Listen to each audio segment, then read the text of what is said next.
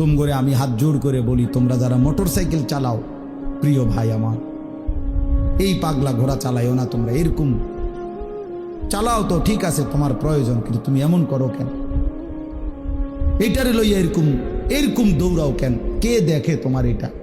আর মানুষ বুঝি তুমি এত জোরে চালাইলা, হাত পাও ভাঙ্গা লাইলা, মানুষের তোমারে বলবে সাবাস বেটা, তুই বেটা বদর যুদ্ধের সৈনিক বেটা, শাহজালালের হাতিয়ার তুই বেটা, তুই শাহজালালের সৈনিক, তুই যে সুন্দর মোটরসাইকেল চালাইছ বেটা, এই তো শাহজালালের সৈনিক।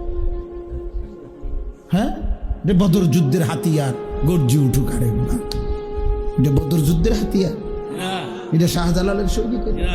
শাহজালাল ইয়ামানি মুজাররাদি রহমতুল্লাহ আলাইহি, যিনি সেই ইয়ামান থেকে আসছেন, তো ইয়ামান থেকে এসেছেন আল্লাহর দ্বীন প্রচারের জন্য, কালেমার প্রচারের জন্য, এক ইমানদারের ইজ্জতের বদলা নেওয়ার জন্য আসছিলেন তিনি।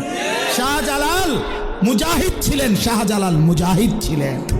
শাহজালালের তলোয়ার ছিল বেটা, এ খোদার কসম, আমি আনিসুর রহমান শাহজালালের তলোয়ার ওই সিলেটের দরগায় আমি নিজে দেখছি বেটা।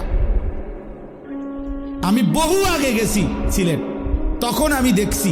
আগে এটা দেখাইতো, এখন এটা কই আছে কইতে পারি না, কিন্তু ওই সময় ভিতরে একটা ছোট্ট আলাদা রুম ছিল। ওই রুমে একজন বয়স্ক লোক শাহজালাল ইয়ামানি রহমতুল্লাহর খড়ম পায়ের এবং এই লম্বা তলোয়ার এটা হাতে নিয়ে দেখাইতো সে। আমি নিজে দেখছি, নিজের হাতে ছুঁয়েছি।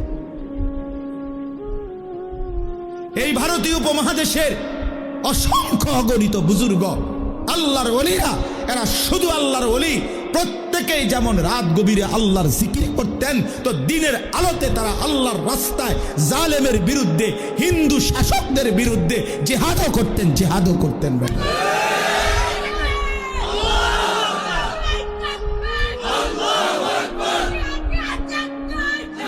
আউলিয়ায়ে কেরাম মুজাহিদ ছিলেন, শাহজালাল মুজাহিদ ছিলেন, খানজাহান মুজাহিদ ছিলেন, যুদ্ধ করেছেন।